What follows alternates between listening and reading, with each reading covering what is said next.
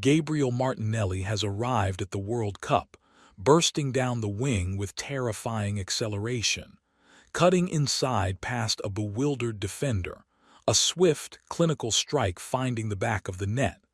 Sure, this current Brazil squad may not look as effortlessly magical as the legendary teams of the past, nor do they carry the exact same aura of invincibility that once struck fear into opponents before they even stepped onto the pitch, but underestimate them at your own peril.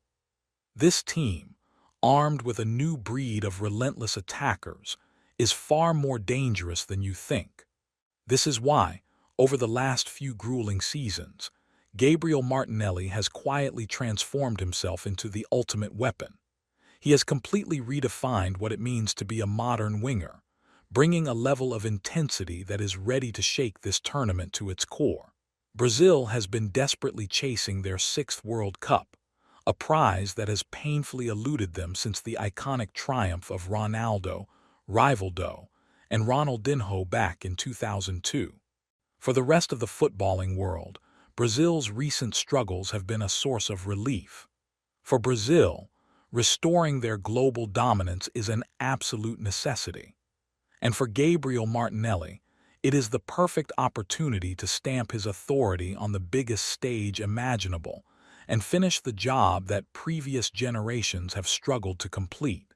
His journey to this point has been nothing short of magnificent. We have seen him light up the Premier League week after week, leaving world-class fullbacks gasping for air, turning seemingly harmless counterattacks into devastating goals. His ability to maintain a blistering pace for a full 90 minutes, combined with his lethal finishing, makes him an undeniable force. He is not just a dynamic forward for his country. He is their engine, a player who sets the tempo and demands absolute commitment from everyone around him. But to call this Brazil's side a one-man show would be entirely missing the point. Vinicius Jr., Rodrigo, and Lucas Paqueta have all established themselves as global superstars, carrying immense weight and expectation on their shoulders. Even in the midfield, Bruno Guimarães has emerged as a world-class dictator of play, while Endrick has announced himself as the terrifying future of Brazilian football. At the back, veterans like Marquinhos and Eder Militão provide a fiercely competitive foundation, and Alisson remains a towering presence between the posts, capable of match-winning saves and moments of absolute brilliance. Even those who have faced immense criticism from the unforgiving Brazilian media, like Rafinha, have shown incredible resilience, giving absolutely everything for the famous yellow shirt and making vital contributions when their backs were against the wall. Indeed, after a turbulent few years that saw managerial changes and shocking defeats, something within the Brazilian camp had to shift. Standards were completely reevaluated, unity was forged in the fire of intense public scrutiny, and from their lowest points, a new, more pragmatic Brazil began to take shape. No team heading into this tournament faces as much internal and external pressure, but perhaps no team is better equipped to handle that burden. Having suffered heartbreaking exits in recent major tournaments, they are now highly motivated to silence the doubters and firmly reassert themselves as the undeniable kings of world football. By the way, if you are enjoying the video so far, we would be incredibly grateful if you subscribed. Your support helps us grow and continue creating the football content you love. On paper, Brazil's qualifying campaign was far from the smooth, dominant procession we have come to expect from them. They navigated one of the most chaotic and unpredictable South American qualifying groups in recent memory. While they secured their ticket to the tournament, they suffered uncharacteristic losses to massive rivals like Uruguay, Argentina, and even a historic defeat to Colombia.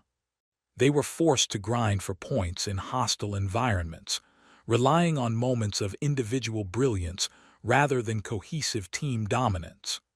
To the outside observer, it looked like a team in deep crisis, but context always matters.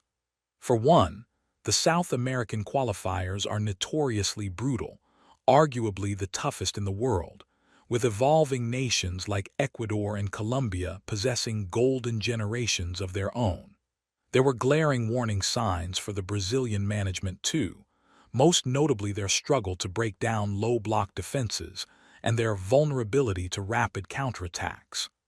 Sandwiched between these grueling qualifiers were disappointing Copa America campaigns that left the fans demanding much more. Yet, even through all the chaos, the lingering feeling among close observers is that Brazil never truly hit top gear. They were surviving, experimenting with tactics, and slowly integrating their younger stars without showing their true capabilities. This is a pattern of deception and slow-building momentum that has largely followed them right into the buildup of this World Cup. Their recent warm-up friendlies painted a similarly confusing picture. They secured a hard-fought draw against a top-tier European opponent, a game where Martinelli was rested. Since then, however, meaningful tactical tests have been somewhat scarce. After wrapping up a series of commercial tour matches against lower-ranked opposition with routine, high-scoring victories, Brazil scheduled final preparations against teams that sit far below them in the FIFA rankings. These were fixtures designed to build confidence, not to reveal much about Brazil's true tactical level. Surprisingly, while they comfortably dismantled one of these opponents with a flurry of goals, they struggled to break down a deeply defensive side in their final send-off match, only managing a narrow victory. In that game, the opposition played with incredible physical aggression, turning the match into a fractured, stop-start affair. Of course, such lowly opposition rarely offers a genuine threat, and for those smaller nations, simply sharing the pitch with players like Vinicius and Martinelli is the peak of their careers.